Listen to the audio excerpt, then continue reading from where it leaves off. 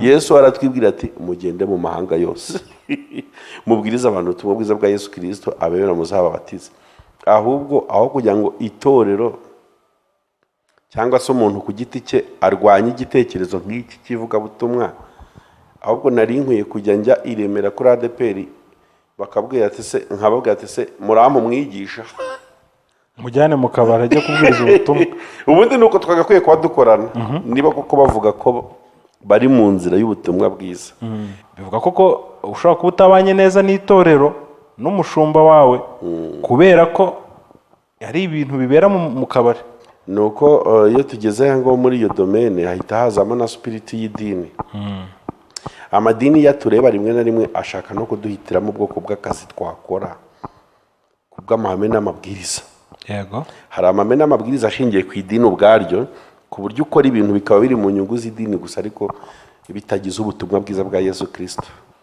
Ahubwo ejo ushobora kubona mwohereza umuntu gufotora muturebere ko wa mwana yasubiye muri bya bintu muduhe raporo tumutenge cyangwa tumuhagarike.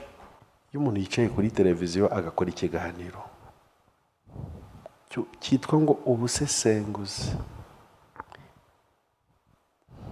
burya no mu gice cyo gusesengura hakwiye kubonekamo igice cy'ubwenge. Yego. Cyo no kure. Kabiri, ntabwo ari byiza gusesengura ibintu byose ngo nuko ari byo gusesengurwa, ahubwo ukwiye kumenya igihe uvugiramo. Brother Joel nimba yarahisemo gukira burundu ari uko avuze, yego, ntabwo twanenga inzira yahisemo kuko gutanga ubuhamya n'uburenganzira bw'umuntu uwo ari we wese, cyane ko ari mukuru, cyane ko ari mukuru. Icyo nenga, urabizi ko ntakivugira kuri YouTube ari n'ibintu nari narasezeyeho. Ndabizi. Impamvu naje kuvuga ko ibi bintu nuko ndi kubizamo cyane, nje gutanga umucyo no gukuraho urujijo ku bintu abantu bari kwibaza kuri anniversaire ya Pasteur Mutesi mu gitaramo cyanjye. Barangiza bakabiguza nuko yari agiye kurugerwa muri icyo gitaramo ngo uburozi bwari guhabwa Pasteur Mutesi bugahabwa Joel, kugira ngo nkure abantu mu rujijo hatagira abantu yaboneka baza gute. Erega hari abantu bafite amarangamutima yoroshye bakomeretswa n'ibyo abantu bavuga. Ubundi kugira ngo anniversaire ya Pasteur Mutesi itegurwe mu gitaramo nari mpagarariye na Joel y'Iyobokamana TV aboneke muri iyo anniversaire, dore uko byagenze. Nzavuga hose kusoza ijambo wavuganye nanjye, nzavuguruza abakuvuga nabi, mvuge kugira neza, nzahamya yuko usoza ijambo wavuganye nanjye, nzavuguruza abakuvuga nabi, maze muvuge neza, nzahamya yuko usohoza ijambo wavuganye nanjye. Umurya wa gitari dutangiranye n'umurya wa gitari. Umurya wa gitari mwamwumvise. Umurya w'inanga hari akantu mperutse gupostinga umukobwa ari gucuranga inanga. Oya banza ari Petit Frere agapostinze ngo uyu mukobwa ngo turamwita umukobwa w'inanga cyangwa n'inanga y'umukobwa. None umuntu ucuranga inanga ni inanga y'umucuranzi cyangwa n'umucuranzi w'inanga? Umucuranzi w'inanga. Ikinyarwanda ryo ukuntu ari ukuntu gikennye amagambo. Ari ukuntu hari amagambo amwe abakennye. Ku buryo ushobora kuvuga ikintu akaba yakumva, ariko mu by'ukuri atari nacyo wari atari yo meaning gacaze kuvuga umwana w'inanga. Inanga y'umwana, kandi inanga y'umwana nacyo ni Ikinyarwanda. Inanga kuvuga ngo inanga y'umwana nacyo ni Ikinyarwanda, kuko ushobora kubona inanga irambitse hari umwana yasizwe ati iriya nanga y'umwana ko nanga ni mutayibika. Umucuranzi w'inanga. Yego. umurya wa gitari rero mwamwumvishe ni BKM umunyamuziki. Umunyamuziki BKM amakuru. Shari meza kabisa, turashima Imana. Dutangiye tuvuga ngo nzavuga hose yuko Yesu agira neza, nzavuguruza abakuvuga nabi, maze njye nkuvuga neza. Indirimbo nkunda ni indirimbo y'itsinda bita Lion Music. Bafite indirimbo nziza cyane, ni itsinda yoborwa n'umugabo bita Serge je pense. Shari rimba neza pe, ndabemera. Aye ndirimbo ni nziza. Mpamvu gutangira indirimbo yabo I'm proud to do. Lion Music ndabasuhuje nimba bankurikiye. Yego. Komeza baduhimbire n'izindi. Umwami abaha umugisha rwose. Bafite n'indirimbo nshyashya. Uvuga ngo iminsi yose nzabaho yo kubaho kwanjye sinzareka kuvuga urukundo rw'Imana. Ubwo abadukurikiye bajya kwishaka kuri YouTube channel yabo. Iminsi yose by Lion Music. Bafite channel yitwa Lion Music. Baririmba neza pe. Yego. Nzabatumira. Hoye zabatumire. Yego. Baririmbira abantu. Yego. Yego. Ese BK ubundi niki cyatumye wiyegurira umuziki wa gospel? No kubera ko nasanze ari cyo naremewe. Hari ukuntu baho ubuzima bwo kuzerera mbyite gutyo cyangwa kugerageza ibintu byose. Ndetse rimwe na rimwe performance ubigiriramo ikajya igushuka kubishoboye. Kandi hari ikintu kikurindiriye waremewe utakwepa. Kandi iyo uri gukwepa ikintu waremewe uratsindwa. Kuko kubaho ubuzima udakwiye kubaho bingana no kutabaho. Kuko uri kubaho mu cyimbo cy'abandi kandi ukwiye kubaho ku bwawe ndetse n'abandi kubw'iki Imana asize muri wowe ukiberaho kaberaho n'abandi. Kuko ibi bintu nkora by'umuziki cyangwa ndimo uyu munsi nk'uko bibajije, uyu munsi nubwo mbikora nk'icyo narema ariko ni n'ubuzima. Ni n'ubuzima in financial way, psychological way, spiritual way, sibyo? Urakagira impano ize ifasha umurimo w'Imana, izifashe societe, izigufashe, izifashe umuryango wawe. Buri icyo kintu aba ari cyiza cyane. Uyu munsi ukuntu nkora umuziki ndabishimira Imana cyane kuko hari ubundi buzima nabayemo iminsi yagiye ishira itambuka nkabona ntiburi kumfasha. Cyane buri kugira iterambere ribingezaho. Ariko umunsi ndi gukora ibintu nkunda, ibintu naremewe, nibyo nkwiye kuba nkora. Uyu munsi abana bariga gucuranga ku bwanjye bakabimenya, abantu bakuru bariga gucuranga bakabimenya. Urabizi none turi no mu biruhuko abana hano ubona bari kuza kwiga gucuranga mu gitondo. Ndabona hari amapiano noneho wajya ngo ni muri exposition. Ajya no muri expo rwose y'amapiano cyane. Yego, iyo umuntu ari gukora rero icyo yaremewe ntabwo avunika. Ubu rwose ndishimira ibintu ndi gukora, kwitwa umunyamuziki kurusha kwitwa umusesenguzi. Abana hano mu gitondo kabisa baba baza kwiga gucuranga, bari muri vacances n'abantu bakuru hano. Ubwo n'abandi babyeyi bafite abana bashaka kwiga gucuranga cyane rwose ahubwo tubatumire wa mugani tutaraharenga. Abantu bafite abana bifuza kwiga gucuranga piano, guitar. Urumva amezi angahe abana bagiye kumara mu amezi 3 ni menshi cyane umwana ashobora. Kandi buri umuziki kintu naje kuvumbura ufungura ubwonko bw'umwana. Yo cyane. Si ni ubwonko bw'umuntu wese. Tunahindure logique. Hari logique ivuga ngo umwana wanjye ngo ubwo agiye mu bintu by'imiziki ngabaye ikirara. Ngira ngo ibyo byumva ari ukuntu bamwe babyitiranye cyane. Ngo uwo mwana mujyanye mu ibyo bintu ngo ubu ngubu birarangiye. Impamvu kubera kubona wenda nk'umuntu runaka ukora umuziki nabi cyangwa ukorana ubwendiscipline, wenda akaba ajya kuri stage urupantaro yarumanuye hari urupoketi n'ibindi byapfumaguritse n'ibindi yasinze n'ibitandukanye n'abakobwa bambaye ubusa bari kubyina mu ndirimbo, akumva ko n'umwana we ngo ubwo agiye mu muziki ngabaye ikirara arebeye kuri reference yaba atabikora neza. Ni n'amakosa cyane ibyo bintu kandi societe irabigira. Ntabwo abantu bakoze ibibi cyangwa babaye unsuccessful bakwiye kutubera inzira y'ikitegererezo mu iterambere ry'ubuzima bwacu. Sibo dukwiye kwigiraho. Sibo dukwiye kwigira, ahubwo dukwiye kureba batsinze. Dufite n'abandi bacuranga baramye bana bayiga. Ubu uyu munsi hari umuntu utishimiye Israel Mbonyi ari kuririmba. Urakoze cyane. Kuki atabona umwana we nka Israel Mbonyi, amubone nka Darirene, amubone nka Don Moweni, ubwo akajya kwirefera kuri wa muntu ubikora yasinze yabyina nabi yambaye ubusa umukobwa akabanga umukobwa wanjye buriya nawe ngo arashaka kumera nk'uriye. Kuki utakwaturaho inzozi nziza ku mwana uvuga ati jya kuba umuziki kugira ngo uzamere nka runaka. Dore umwihariko hano uhari rero mwiza. Umwana uri kwigira kwa BKM abaganya ibintu byinshi, abaganya n'uburere ko dufite indangagaciro za gikristo z'ukuntu twakuze natwe. yego uburere buruta ubuvuke. Umwana waje wanjye kwiga gucuranga, turiga twarangiza tukanasenga tukiga n'ijambo ry'Imana, nkababwira ati bana rero iyi nzira murimo muzayikomeze kandi muzacurangire Imana, amina, ntagire ibindi bintu muzajyamo, ku buryo umwana aganya umuziki, akaganya ubumenyi, akaganya uburere bwo mu nzu y'Imana, kuko njye ntoza abana bitegura kujya gukorera Imana cyangwa bakwiye kuvamo abakozi b'Imana b'ejo hazaza. Ese icyo kintu si cyiza umubyeyi wese ntiyacyifuza. guhera ku wa mbere umuhungu wanjye agomba kujya azindukira hano. Mbonye umunyeshuri mu mpera Imana icyubahiro, ni ukuri uri kumva. Bibiliya iravuga ngo menyereza umwana wawe iyo nzira ngo azarinda asaza atarayiyo. Rero ahubwo ababyeyi batari kumpa abana sinzi icyo bari kunshakaho. Barambwira icyo bari kunshakaho. Yani hano i Remera hafi na hoteli Igitego, ni hafi rwose, yani ho twigishiriza hano hafi kuri controle technique.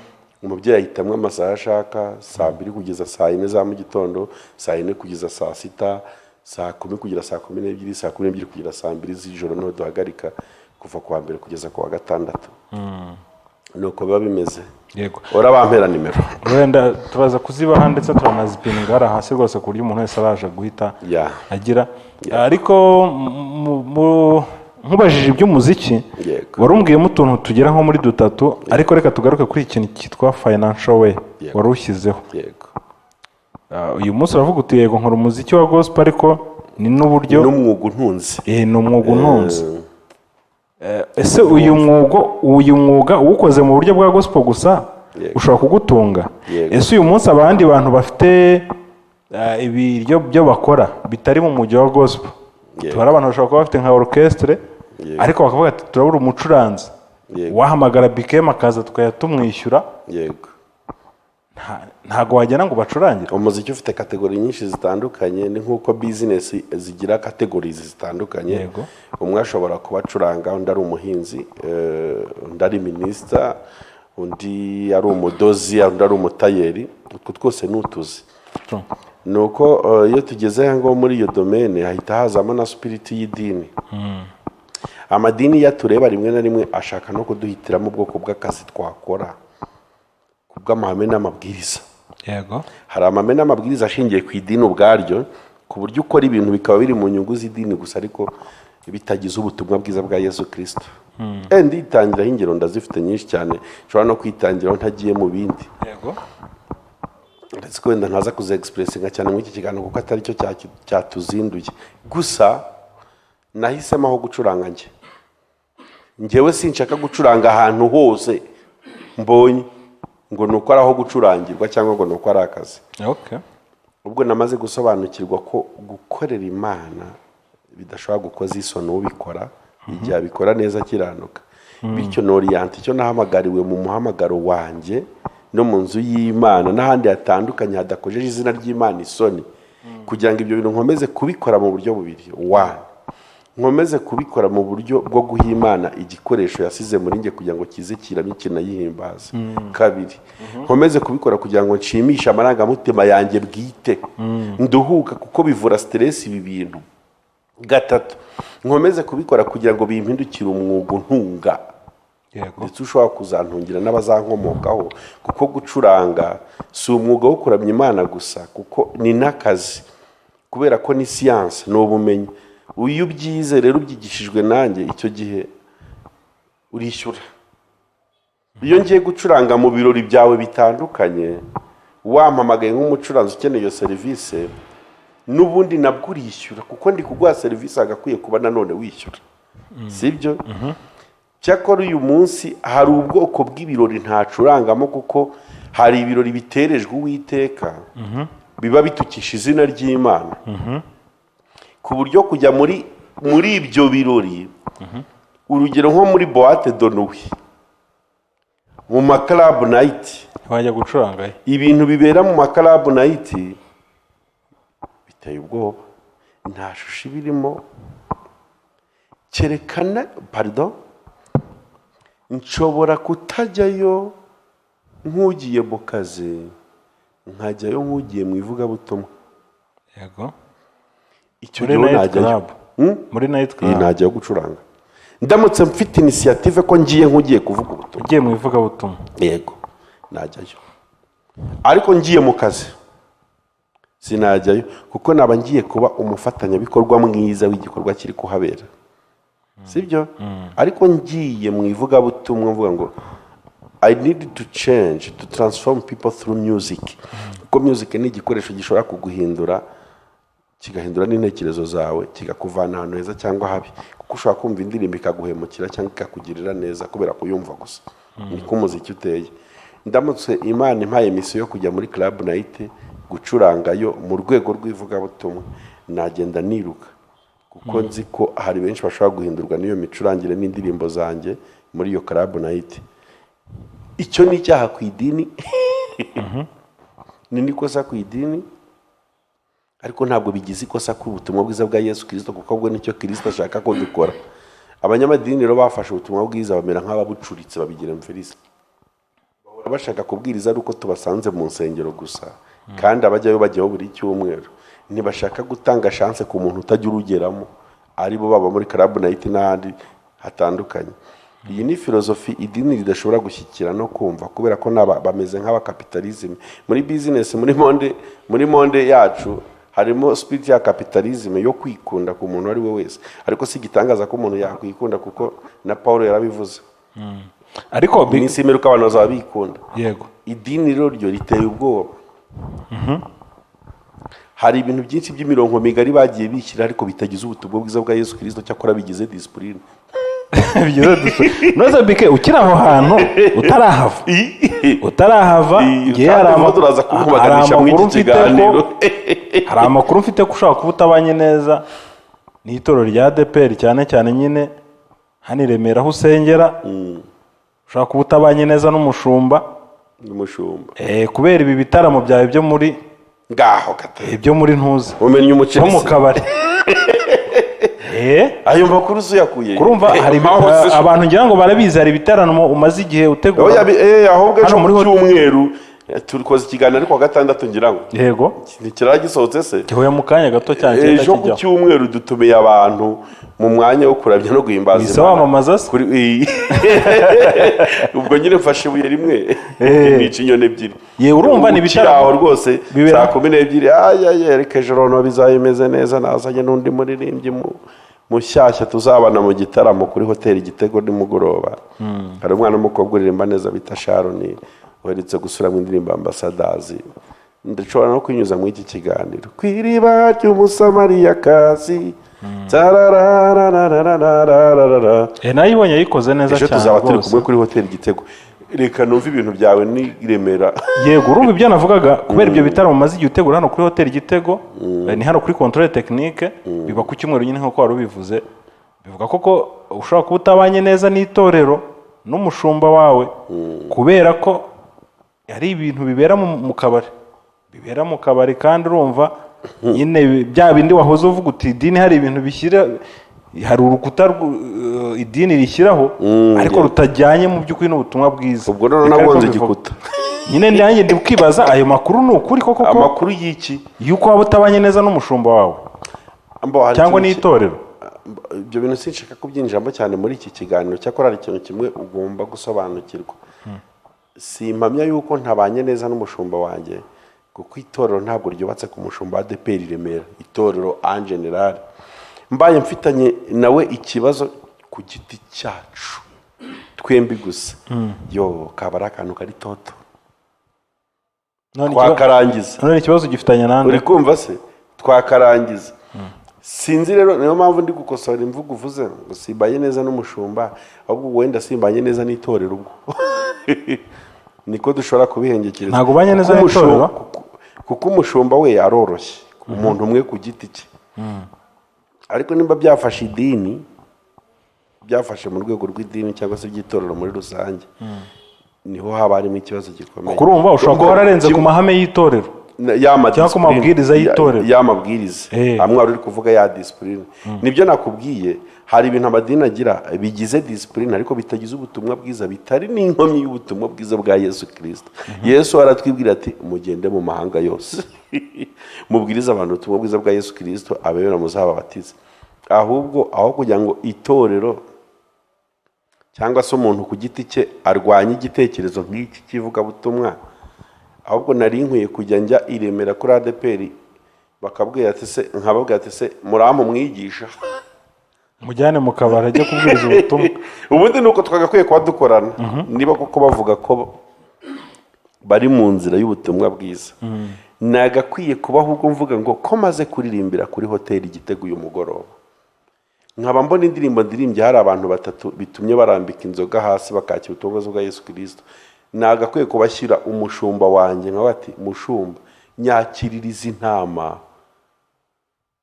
zishyire mu maboko yawe hano zigume mu rusengero rwo kuri ADPR njyewe nta dini mfite nta n'iryo nteganya kugira nta na minisiteri nshumbye ndi umuhanzi none rero mushumba waciye hano nanjye ncaha ubwo twaciye hirya no hino dushakira Yesu Kristo intama aho zagiye zirorongotanira ubundi logike yivuga butumwa nagakwiye kujya ndangiza kuririmba kuri hoteli Igitega ahubwo umushumba wanjye ampamagara ambwira ati se nta minyago waboneye Kristo ngo uyizane tubashyire mu bandi bazabatizwa cyangwa akaba yanaguherekeje ahubwo muri kiriya cyumweru none nemverise ahubwo ejo ushobora kubona mwohereze umuntu gufotora muturebere ko wa mwana yasubiye muri bya bintu muduhe raporo tumutenge cyangwa tumuhagarike bampagarikira iki ariko sishobora kubacaginga niko ibintu byubatse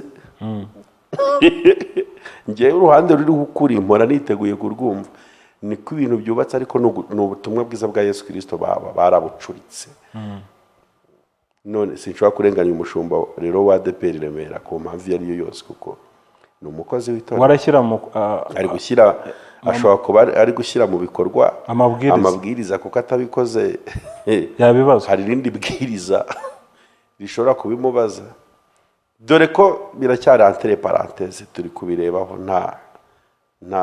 nta biracika nta biracika nta kibazo mfitanye n'umushumba wa ADPR Remera ku giti cyacu nge nawe ni ukuri ntacyo n'Imana irabireba kandi ibi bintu sinshakamo media cyane yego reka dukomereze hariya wari ugeze hari abantu bajya bagaya ko abarokore cyangwa se ubwo abahanzi ba gospel ngo bakore ibitaramo bakishyuza yego sinzi nawe niba icyo kintu cyumva kumva ngo niba Israel Mbonyi cyangwa se korali runaka yakoze igitaramo yaje muri arena yishyuye stade ariko ngo bashyizeho ibiciro abantu bakabigaya ngo baje muri business ntago bakiri mu ivugabutumwa abantu bagaye ibyo bintu bakavuga ko abantu babazanye muri business bitakiri ivugabutumwa ibintu by'Imana cyangwa se gospel iyi ngiyi gospel industry ni urwego rwari rukwiye kuzamuka rugatera imbere ndetse gusumba izindi nzego kuko nitwe dufite abantu benshi yego ariko tumeze nk'abafite abantu benshi ariko bingwiza murongo badashaka gushyigikira impano n'amayerekwa mashya abari mu bantu b'Imana none kubera uburyarya bwinshi bw'abanyamadini niyo uteguye igitaramo avuga ati dore nateguye concert sare nayikodesheje miliyoni 5 n'abacuranzi nzabahemba n'ibyuma nzabyishyura ukabona concert ifashe dépense za miliyoni 10 kandi ntufite ubushobozi bwo kwisponsa ngo ukore ibyo bintu wenyine kandi ugiye guha abantu serivisi nziza erega ibi bintu niyo bitarebwa mu mwuka umuntu kuza muri concert gucurangirwa ku buntu tubivanye no mu rusengero wagakwiye kuba wishyura amafaranga menshi kuko turi kugufasha kubaho kuko umuziki tuzi impaka tugira ku kiremwa muntu ndetse no ku bindi binyabuzima yego iyo uteguye concert rero ukavuga ngo ndashaka 5,000 kugira ngo byibura ndebe ko dépense nakoze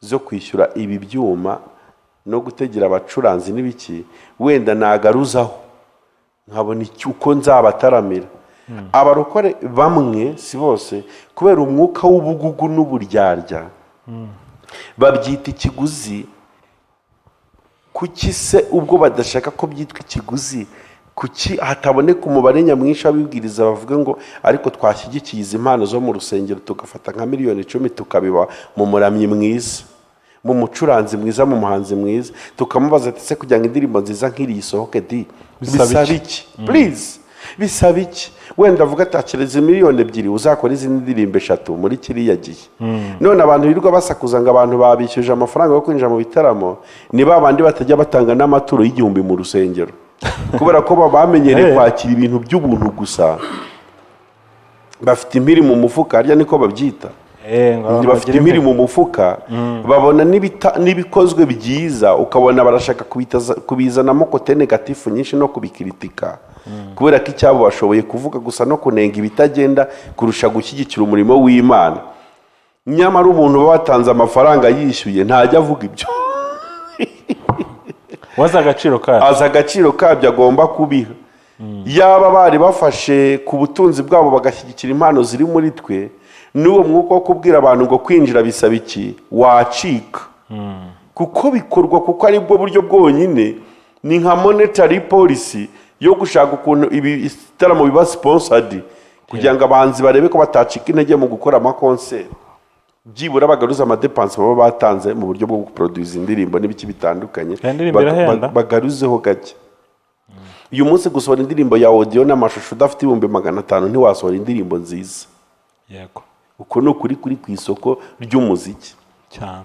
Wamara gusohora indirimbo nziza ukabona abantu 100,000 barayirebye n'amakomenti meza cyane nk'igihumbi, Imana iguha umugisha. Ariko ukaboramo message n'eshatu zikubwira ngo iyi ndirimbo kuyikora gutya kugira ngo ibe nziza muri mitima yacu, byatwaye iki? Wayikoze kurangahe? Nanjye nkwishyurire studio ubutaha uzaduhe n'izindi ntuzacika intege. Abo turababura mu muziki, ahubwo tukabona abakritika n'abanenga ibyo twakoze. Twaba tugize n'ibitekerezo byo kugira ibyo twishyirira hanze kugira ngo turebe basi ko twabikuramo finansoma, akaba aribo bazi inyuma badukubita ndetse banaturwanya. Yego, sosiyete iragoye. Reka twigarukiye kuri bya bitaramo byawe byo muri hotel rero Igitego Hotel. Yego, nabonye Igitego yabaye instar kundusha. turaza kuhagera. Ubundi ibi bitaramo biba biteguye gute? Bikorwa gute? Urakoze cyane. Nangira gutegura ino projet ni ibintu nari maranye nk'imyaka 5 mbitekereza, ariko narabuze ishyirwa mu bikorwa kuko hari imitego nari nkiri kubanza kureba ko nategura, nubwo imwe muri yitangiye kunshibukana. Numvaga nshaka kubaho ubuzima bufitiye abandi inyungu. Dufite n'abana baba mu madini atandukanye bajya bafungiranwa n'amadini ntibabashe kubona uburyo ba expressing impano zabo cyane. Wenda ukabona n'umupasiteri ugushumbya arakugirira ishyari mu bintu ukora, akavuga ati iki cyana gifite impano ikomeye, ndamutse ngihaye agatuti cyambirindura. Uyu mwana ni umuririmbyi mwiza, ndamutse mushyize imbere ngenda ndabona namujya inyuma kuko ndabona andusha amavuta. Kandi biraba? Yego ko mana yanjye. Uyu mwana araramya abantu bakishima, uyu mwana arabwiriza neza abantu bakanezerwa, agahitamo guhora mwicaza mu ntebe y'abakristo kubera ko ngo afite ubwoba no kumugirira ishyari ko amavuta yarutaye byazatuma adakomeza kuba umunyacyubahiro muri urwo rusengero, ukabona batsikamiye umuntu. Dufite abana benshi cyane basohotse mu nzu y'Imana Evode. Dufite abanyempano basohotse mu nzu y'Imana bajya kuririmba sekira babitewe n'ibikomere batewe n'amatorero ya gikristo atandukanye, kubera kutabaha agaciro no kubaha impano zabo. Ntibabahaye amafaranga, babahaye n'icyo cyubahiro, ntibabahaye n'icyubahiro, none babimye n'umwanya wo ku-expressing, wo ku-expose impano zabo imbere y'abakristo. Ukabona umwana yicaye biramurenze, ukabona yahisemo kujya kwiririmbira ndomboro ya solo n'ibindi bidahesha Imana icyubahiro, abitewe n'igikomere cy'idini. Uyu munsi kugira zino nzozi ni ukubera ko nagutse mu ivugabutumwa. Ntabwo nshaka kuba imbata y'akarere kamwe runaka. Ngomba gufata ubutumwa bwa Yesu Kristo nkabuvuga hariho hose nahabwa opportunity. Si muri hoteli ndi gusa, nzajya n'ahandi. Ahantu hose hatuma mvuga izina rya Yesu Kristo bikumvwa n'abantu batatu, mba ndi proud gukandagiraho nkajyana iyo message. Ntabwo rero naba ndi uwa mbere urenganirijwe ubutumwa bwiza bwa Yesu Kristo biramutse binabayeho. Rero uyu munsi bitaramo biri kuba, ndashima Imana kubw'umusaruro bitangiye gutanga, ubwo abantu batangiye kunyihamagara no kunyandikira mu gikari bakavuga ati naje mu gitaramo cyawe nje kunywa inzoga, mpageze mbona nta wundi uri kuzinywa nanjye birananira none ubu ndashima Imana ko ntangiye kureka inzoga. Izo message ndazifite ntabwo ama screenshot. None se bira ntivuga ngo iyo twamamaje ubutumwa niyo nyungu yacu y'ukuri. Niba ibintu bitangiye kuzana impact nk'iyo, ndinde wo guhagarika kubwiriza ubutumwa bwiza bwa Yesu Kristo igihe Yesu nta murongo yashyizeho ntarengwa, ubwo araduhaye imiso yo kugenda. Ubwo n'uburyo bwa mbere bwatumye nshyiraho iyi gahunda yo gutaramira mu mahoteli ndetse mfatikanije n'abandi baramyi batandukanye. Uburyo bwa kabiri ni uburyo bwo gufasha abantu kuruhuka. Dufite ukuntu umuziki urabona bari gucuranga karahanyuze mu tubari n'ahandi hatandukanye, ubu usanga abantu bishimye cyane. Ziriya ndirimbo tuzita za sekira twebwe aba gospel cyangwa mu nsengero bavuga ngo ni indirimbo z'isi. Umurokora ati sinajya mu by'isi. Wa muntu ukunda umuziki udashaka kujya muri karaoke, udashaka kujya muri club, udashaka kujya muri karahanyuze, we nta buryo yatekerezwaho ku buryo nawe yisanga mu muziki we. Iyo ni gahunda yindi yatumye ntegura biriya bintu. Ndavuga ngo reka natwe abana b'Imana ducye uburyo bwo kujya dutarama. Uze na famiye yawe n'umugore n'abana mwicare murye babakire, mufate kofi munywe, hari abantu bari kwaririmba indirimbo ziramya kandi zihimbaza Imana. Ibyo rero nabyo ni uburyo bwatumye n'organiza bino bitaramo byo mu mahoteli. Ni uburyo bwo gufasha abantu kubona aho basohokera babarokore. Ubwo rero saa 12 tuba turamya duhimbaza Imana muri hoteli. Kwinjira nangahe? Kwinjira n'ubuntu. Tekereze n'ibintu twagize ubuntu. Ukaza n'umuryango wawe n'abana muko bati natwe reka dusohoke tujye mu gitaramo cya BKM n'abagenzi be. Natwe tujye kwishima, turabikeneye tucyambaye uyu mubiri tutarajya mu ijuru. Dukeneye ko amarangamutima yacu na yakorwaho n'ibintu byiza, tukirinda za stroke n'ibindi birwara bitandukanye bituruka ku munaniro. Umurokore nawe yarakeneye ahantu yinjira akishima, akanezerwa, akaramya Imana, atari kubyina batari kumukubitaho amacupa. Ibitaramo byacu babiteguye neza, ntabwo twemerera ibisindisha mu bitaramo byacu. Abari by'abana b'Imana bahuriye muri hoteli baje gutarama, kandi n'uwaza afite ibisindisha so kumutera amabuye, no opportunity tuba tubonye kugira ngo tumubwirize ubutumwa bwiza turebe ko yabireka agahinduka. This is my logic and philosophy. Yego. Ubwo rero umuntu ku giti cyaramutse adakunze ibyo bintu byanjye akabimpora kubera umwuka w'ishyari wamwatatse wamuteye, ntabwo nshobora kubihagarika kubw'icyifuzo cy'umuntu. Kireka Imana bimuhagariyemo insanzi kambwira ati inzira urimo si yo warayobye. Nuko biteye, niyo mpamvu dukora ibitaramo. N'ejo bukeye dutarama, ejo ku cyumweru saa 12 hano ku Gitego Hotel kuri Controle Technique. Yego. Tukivuga kuri ibyo bitaramo rero mu kanya yavuze uti hoteli yabaye instar kukurenza. Ibyo hanze kuri social media nabonye umuriro urimo kwaka. Ibitaramo rwose hanze ahangaha. Ibitaramo byabaye ibitaramo. Igitaramo cyabaye igitaramo. Hariho ni Evening Glory. Ya Evening Glory. Evening Glory. Abantu ariko bajya banayizamo. Umugoroba w'ikuzo. Umugoroba guhimana icyubahiro, umugoroba guhimana ikuzo. Mbega umugoroba. Niho rero niho nari ndimo kwerekeza. Mvuga nti ibi bitaramo hanze hanabonye byasakuje. Bivuga ko nanjye numva nabibonye kuri ntoza kuri social media zanyu hari mu gitaramo mwigeze gukora haberamo anniversaire ya Pastor Mutesi. Yego. Iyo anniversaire ya Pastor Mutesi rero bivuga ko yaje gukorerwamo ibintu bitari byiza, ko hari harimo umugambi wo kuroga Pastor Mutesi mu gitaramo cyanjye. Muri icyo gitaramo cyawe birangira ahubwo ngo uburozi Pastor Mutesi yari kurya buriye mukuru wawe Joel uyobokamana. Aho hantu rero ndagira ngo hadusobanure neza ukuntu mwapanze umugambi wo kuroga Pastor Mutesi. Gaho gada cyakora hari ibintu wumva nyine ugaseka atari uko bisekeje. Fode uyu mwuga mukora cyangwa iri tangazamakuru ririmo inguni nyinshi cyane, ririmo ibintu byinshi cyane, noneho ririmo harya ntabwo ukiri umunyamakuru. oya wibereye umunyamuziki cyane rwose. Ririmo ibintu byinshi, noneho ririmo n'abantu bafite ukuntu babikora n'umwuga, ukabona ko bizi ibintu bari gukora. Harimo n'abandi babijemo kuko babuze ahandi bajya, nyine ukabona umuntu yisanze kuri mikorofone atarigeze abirota. Nta n'uwigeze amubwira ati uzafata mikoro. Ukabona n'undi aje mu kigare barayimuhaye, akajya yifata nk'udashaka ashaka kuyirambika, batse miremire umuriro ncire inyama. Nuko hano bimeze kuri social media. Gusa icyo nabonye njya mbivugaho,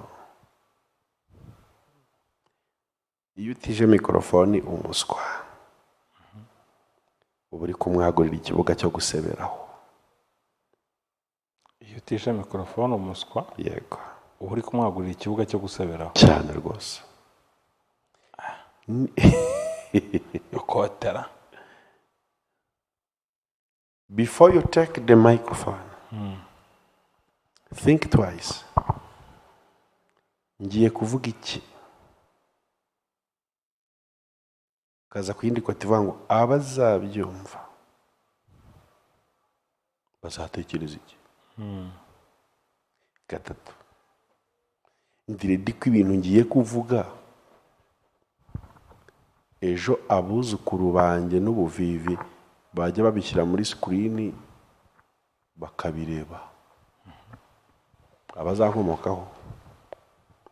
Iyo uje kuri kamera utipoje ibibazo nk'ibyo, birangira uri kuvuga ibintu birangirana nawe ako kanya, bidafite umusingi byubatseho.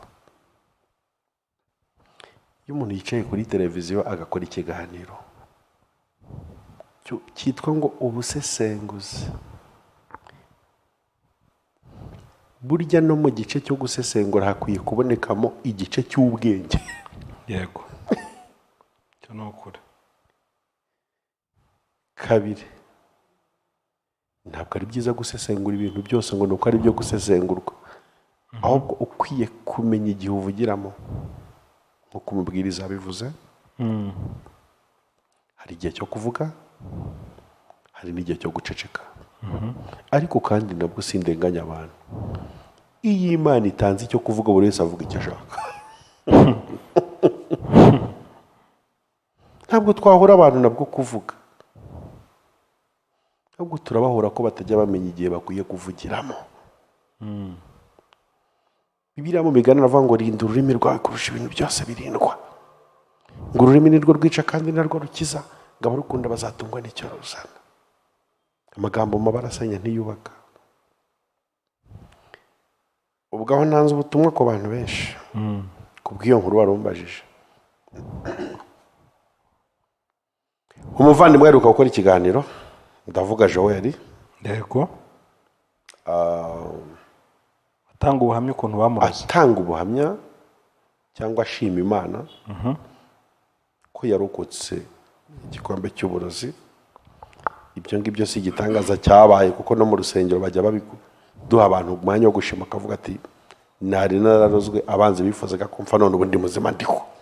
Sibyo? Rimwe na rimwe kimwe mu bintu bifasha abantu kwivura ni ukuvuga ubuhamya bwabo. So brother Joel nimba yarahisemo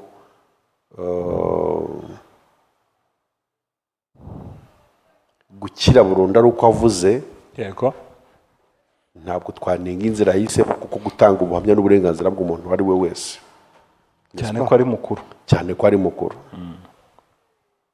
Icyo nenga, biri guhurira he na Bikemu,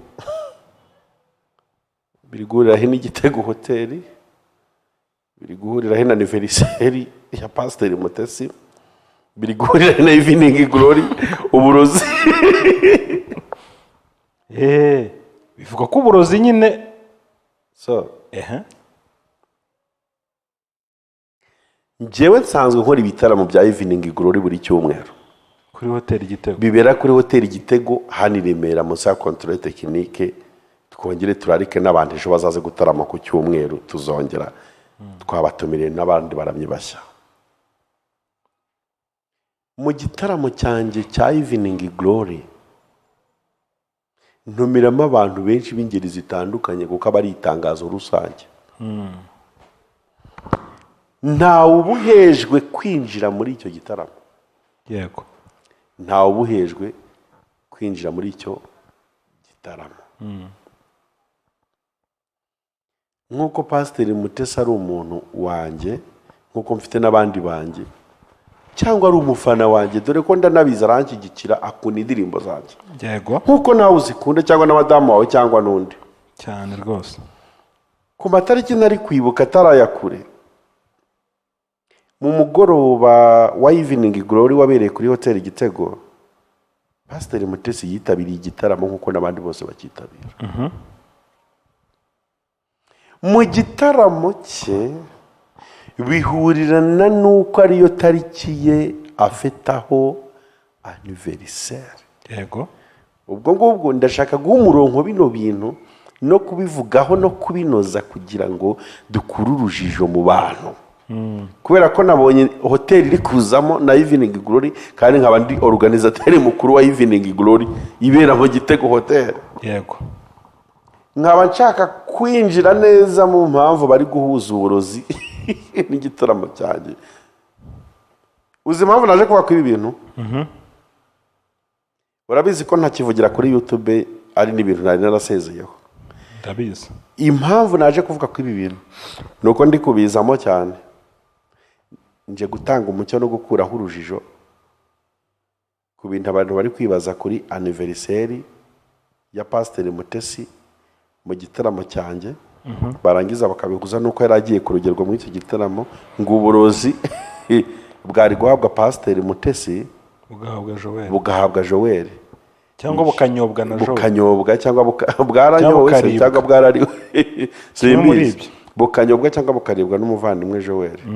Nje gutanga umucyo ku icyo kintu, mvuge n'ukuntu twateguye igitaramo ni anniversaire, ikintu cyose nkivuge ku murongo kugira ngo nkure abantu mu rujijo, hatagira abantu yaboneka baza gute. Erega hariho abantu bafite amarangamutima yoroshye bakomeretswa n'ibyo abantu bavuga, ukabona ahubwo bibaye inzitizi yo kuba abantu bataza mu gitaramo cyanjye, ati kiba kirimo abarozi. nabyo rega birimo kuko mana yanjye. Niyo mpamvu nje kuvuga ku ibi bintu ubundi kugira ngo anniversaire ya Pasiteri Mutesi itegurwe mu gitaramo nari mpagarariye na Joel Iyobokamana TV aboneke muri iyo anniversaire. Dore uko byagenze. Byagenze bite? Njye nahamagaye Pasiteri Mutesi, ndamubwira ati mushumba waza kunshyigikira ko mfite igitaramo kuri hoteli Igitego nk'uko bisanzwe, kuko nahoraga mutumira akagira izindi gahunda ntazi. None haza mu gitaramo aranyemera ati bike noneho kuri iyi nshuro nzaza, ndetse nzakuzana n'abantu bagusuhuze. Genda umunyakuri, nzakuzana n'abantu bagusuhuze, harimo n'umuntu wavuye hanze ugukunda, kuko uwo muntu impamvu mise mensiona nuko numvise mu basesenguzi bose bari kuri YouTube yagiye agarukwaho, bari no kumwita ngo nimba ari Jane, kandi si nawe siko yitwa. Bashaka kuba bamwitiranyije na Jane mukorana ibitaro, bashaka kuba bamwitiranyije na Jane w'Imana nawe wakoraga karaoke turi gukorana muri iyi projet.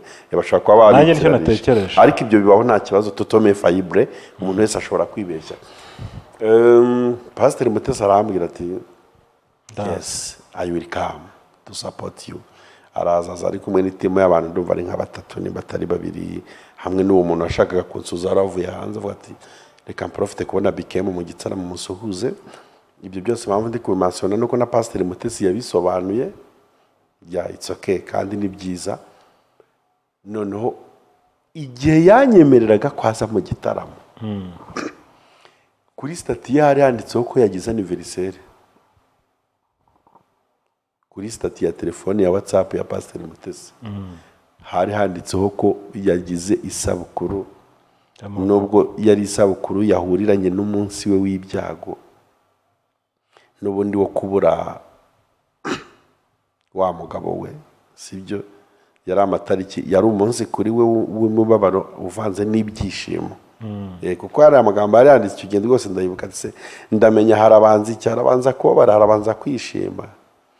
Noneho mbibonye kubera ko Pasiteri Mutesi ari umuntu w'abantu kandi wagize umumaro kuri sosiyete, n'ubu ukiyifite kubera amagambo meza amusohokamo n'inkomezi no gufasha abantu bakomeretse mu buryo butandukanye. Tubyemere, hari abantu Pasiteri Mutesi yavuye, hari abantu Pasiteri Mutesi yabereye dogita, hari abantu Pasiteri Mutesi yabereye muganga kubwo amagambo meza nyine afite asize amavuta asohoka mu kanwa ke. Hari abantu bamuruhukiyeho benshi, none se ibyo nimbivuga nabwo ndavuga ko ndi kubeshya, ntibadukurikiye bamwe na bamwe babaga bo kubihamya bavuga ati twari tugiye kwiyahura kubera Pasiteri Mutesi turagaruka ntitwaba tukigiye. Ntibihari se, si cyo nshaka kugarukaho. Noneho kubera ko hari handitse ngo ndamenya habanza iki, harabanza umubabaro, harabanza ibyishimo. Ndavuga toke ubwo menye ko aza mu gitaramo cyanjye. Twebwe igitaramo cyacu duhura kubw'impamvu yo kwishima, ntiduhura kubw'impamvu yo kubabara. Ubwo menye ko Pasiteri Mutesi aza mu gitaramo cyanjye, ndamufasha kwishima kuko niwo mwanya nsanzemo. Mu kwibuka urupfu rw'umugabo we no kwibuka ko yavutse harimo ibyishimo n'umubabaro. Ndavuga ati okay, Bibiliya nubwo itegeka kubabarana n'abababaye tukishimana n'abishimye, njye kuri iki cyumweru ngiye kumufasha mu gice cy'abishimye, kuko nsanze mu gitaramo cya Evening Glory kiba cyahuje n'ubundi abantu baje kunezererwa agakiza n'impano zitandukanye. Njyewe ndi mu bantu bateguye anniversaire ya Pasiteri Mutesi. Reka mbivuga kuri kamera, ndi muri ekipe yawe nshatse nanavuga ko ari njye wari uyihagarariye, kuko byose byabereye mu gitaramo cyanjye kandi iyo ntabyotoriza ntibyari kuba. Iyo ntabyotoriza na kamera sinari kwemera ko zijyaho, ariko twabishyize kuri kamera kuko twabonaga ari ibyishimo bitari iby'umuntu ku giti cye, kuko tugomba kwishimana n'inshuti za Pasiteri Mutesi aho zerereye hose ku isi. Pasiteri Mutesi icyo kiganiro kivugiramo n'amagambo menshi akomeye, na Joel aravuga kugira none igitangaje kugira ngo Joel aze muri cya gitaramo cya Pasiteri Mutesi ntabwo yari azi ko azabona anniversaire. Yaraje mu gitaramo bisanzwe, nawe yaraje gutarama, none ahurirana na surprise. Ibi bintu nje kubiha umucyo, nje kubiha umucyo kuri kamera kuko biri kugenda bivuga mu tuntu twinshi tugiye dutandukanye, kandi hari njye nyirabayazana. Nje kubiha umucyo kugira ngo abantu badakomeza kugenda babyitiranya. Kurogwa kwa Mutesi na Joel, ni njye nyirabayazana wo guhuza Joel na Mutesi muri icyo gitaramo, none bikaba byabereye abasesenguzi inkuru yo kurira bavuga ngo Joel yaba yararogewe. Hakubwiza impamvu n'uburozi bwa Pasiteri Mutesi n'ibyo byose bari kugenda bahuza. Nje kuvuga uko byateguwe akantu ku kandi kugira ngo abantu bave mu rujijo bibonere ukuri nyako. Yego, ushobora gutegura igitaramo cyangwa n'ibindi birori bitandukanye bikazamo n'abarozi cyane, kandi ntuba ufite igipimo baruga n'abataruga. Ibyo byo ni ibisanzwe, ni ibintu bishobora gukunda.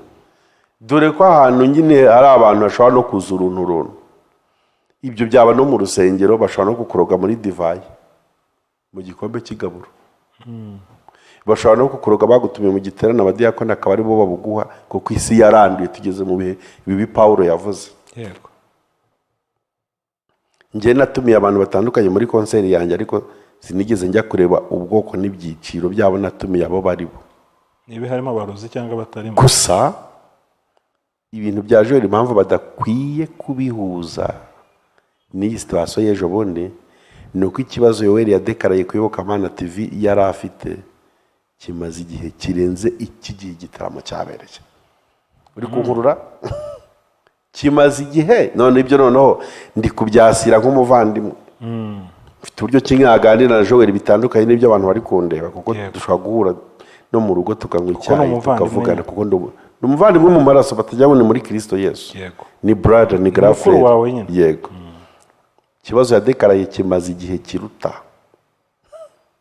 Ubwo noneho nanzemo n'ukundi kuri wenda batumvise, kugira ngo nk'umucyo konseri zanjye zo muri hoteli batazitobanga. Ikibazo yadekaraye kimaze igihe kiruta iki gihe bari guhuza yaba yaraririye uburozi.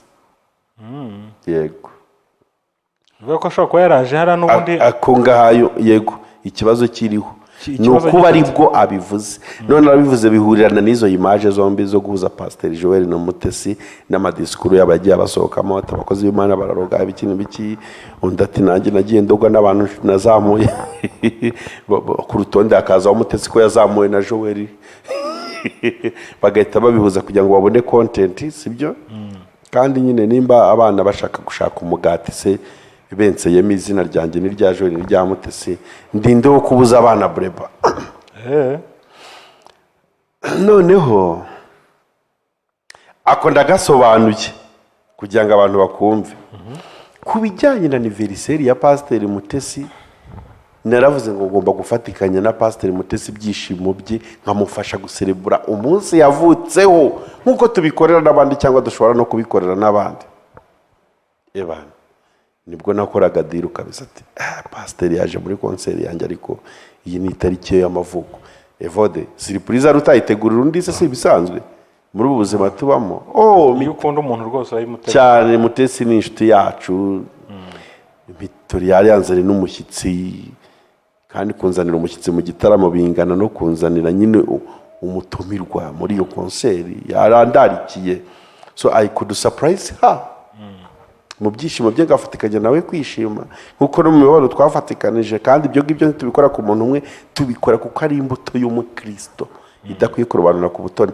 mwishimane n'abishimye mubabarane n'abababaye byatumye rero mvuga ngo iyi konseri rero nateguye ya Evening Glory I have to surprise my sister Mutesi turabikora ndetse binagenda neza dutegura champagne dutegura gato bitandeba n'abandi bantu MC yabise abagambanyi iyo ni terimi isanzwe abantu bagambaniye uyu muri ubu buryo kuko iryo jambo impamvu ndigarukaho naryo nuko riri gukoreshwa ati baranabivuze ko iyo konseri ari bwo abagambanyi kandi ni ijambo MC yakoresheje abantu twafatikanije kugambanira Mutesi hari za surprise ndagira ngo ikintu cyose umucyo kugira ngo abantu b'Imana babohoke bareke guhuza ibintu bidakwiye guhuzwa ubwo rero ikipe yose iraza y'abagambanyi mugani gene dutungura Pasiteri turangije tuma umwanya wo kuvuga agira abantu ashimira agira n'abantu ababarira ku mutima we muri disikuru ye abantu barebe kuri iyo anniversaire ninshaka ndayipininga munsi y'iki kiganiro ukuntu byari bimeze byose babirebe ukuntu byari byateguwe nyine tubona kumugambanira birakunze turamutungura kumugambanira mu buryo bwiza bitubigeraho tumuha na speech aravuga arangije kuvuga na Joel afata ijambo nawe aravuga none rero nibyo abantu bashamikiyeho babyuriraho kandi ko kurumva abantu basesengura bakurikije disikuru ya Joel n'iya Mutesi n'umuhango wari wabereye aho hantu nyine ku muntu wanariza ashobora gukuramo akantu kuko muri analize nanjye mpamo mu gice cy'ubusesenguzi mu gusesengura wemerewe kwipoza ibibazo ukagenda utanga n'ibisubizo byabyo niyo wakereye ibibazo bidahari muri analize biremeye birakorwa nanjye ngisesengura najyaga mbikora rero nta muntu n'umwe ntera hibuye kuri iyi situation yaba ari aba-YouTuber yaba ari abasesenguzi nibakomeze bishakira imibereho nimba kuri iyi nshuro bibaye ngombwa ko bayishaka mu ubu buryo buraza kurangira Imana itange n'ubundi ariko ubuzima bukomeze nicyo kintu rero navuga ko ibyo bintu numvaga nshaka kubiha umucyo ibindi nyine abantu baje bazaze mu gitaramo dutaramo bizaba bimeze neza cyane yego uravuga uti Joel ashobora kuba yaraje muri kiriya gitaramo icyo kibazo yaje muri kiriya gitaramo nako ntabwo arashobora ikibazo gifite kuko kimaze igihe kirenze igihe bagitekereza cyatangiriyeho aricyo nashatse kumansiyo ariko ndashaka kugira ngo noneho turebe aka kantu kuki bivugwa ko noneho Pastor Mutesi hari hacuzwe umugambi wo kumurogera kuri iriya surprise huye dore icyabihaye imbaraga ni abanalizateri kuko hari ibiganiro bike naboneye umwanya ndabireba bivuga ati ko Joel ari kuvuga ngo yazamuwe yarozwe n'abantu yazamuye yego akaba yahuriye ku meza amwe n'umwe mu bo yazamuye ariko abantu ni ababaye kabisa. Akaba yahuriye ku meza amwe n'umwe mu bo yazamuye. Nta buryo ibyo bintu byaba bifitanye isano no kurokoka kwa Joel. Do you understand the trick? None Joel nawe yari amagambo agiye akoresha mu gitaramo muri speech ze. Yes, abantu bashaka kukugambanira, ari abapasiteri bakomeye, ari abacuranzi bakomeye, none bavuga ijambo ry'umucuranzi Bikema agahita yumvikanamo nawe ati dore kandi upfa. No mu gitaramo cyari cya Bikema. Bagenda babisanasana. Nyine bakuramo akantu ko guha abantu, ko guha public. Nuko bimeze kimwe nuko wasanga mu gitaramo cyanjye hari hashimwe abarozi kuko abantu baza mu birori nta wamenya ibyo baba bitwaje, nta wamenya ari ibiki. Gusa nashaka guha abantu iyo image. Ikibazo cya Joel kimaze igihe ntibakigeranye n'igitaramo. Kuko nje kubivuga ngo batasenya ishusho n'isura by'igitaramo cyanjye kiba buri cyumweru kuri hotel. Bike yenda turimo tunagana ku musozo, reka twibaze kuri iki kintu cyangwa se kuri ubu buhamya Joel yatanze. Yego. Urumva Joel yatanze ubuhamya avuga ko yarozwe, ndetse yarozwe na ba bantu wavuga yizeraga, ba bantu bavuga butumwa bakomeye b'amazina aremereye. Ese ntago iki kintu gishobora kuba ari icyuho cyangwa se nk'inkomyi ku butumwa bwiza?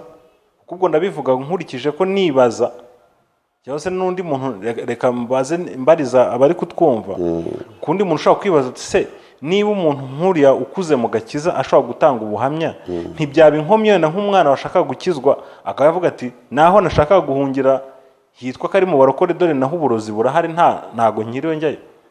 Mbaye ikintu ngiye gusobanura ku bantu banzi, ngiye sinjya ndya ruswa. Sinshaka no kuvuga ibintu ngo ari Joel wabivuze tuvukana. Ubu ndashaka kuvuga ibintu muri discipline bikwiye ko bivugwamo cyangwa ko ijambo ry'Imana ribivuga. Yego.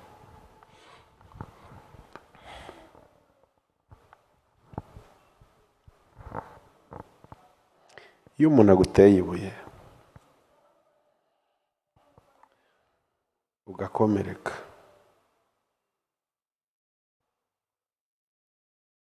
ariko ntabone igikomere cyawe, arababara. Tangira ufungure neza amatwi. Ikintu kimubabaza nuko atabarishuwa nimba ibuye yaguteye ryaragize icyo cyaraguhamije rigutwara. Iyo umuntu aguteye ibuye ukabigaragaza, ukamucaho ukamwereka n'igisebe, you understand? Ukamwereka n'igisebe ko yaguhemukiye. Uba ufashije umuntu kwishimira ko ibyo yakoze byagize rezilita yashakaga. Yego. Vode baranyumva? Nagukurikiye. Uburyo bwiza bwo guhimana n'abanzi bacu ni ukubereka ko ibyo badukoreye nta ngaruka byatugezeho kandi zihari. Haleluya sha. Amina sha. Nuko Bikema aganira we. Kabiri nsoza kuko sinshaka kubyinjiramo cyane.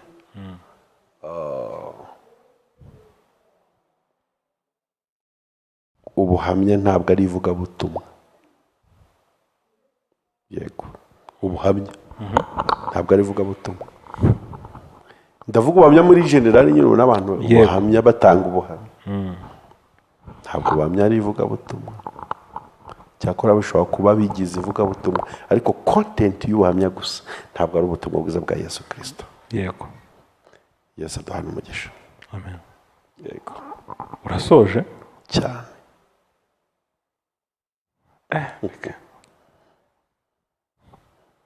Ubuhamya ni inkomezi. Ni inkomezi ariko ntabwo gato ntabwo nsubije ariko aho nashakaga. ni ukuri ko Imana nta kindi kintu nsubiza kitari icyo narangije gusubiza. Dutahe. Ibiganiro byacu byanakagaruka. Shalom. Shalom.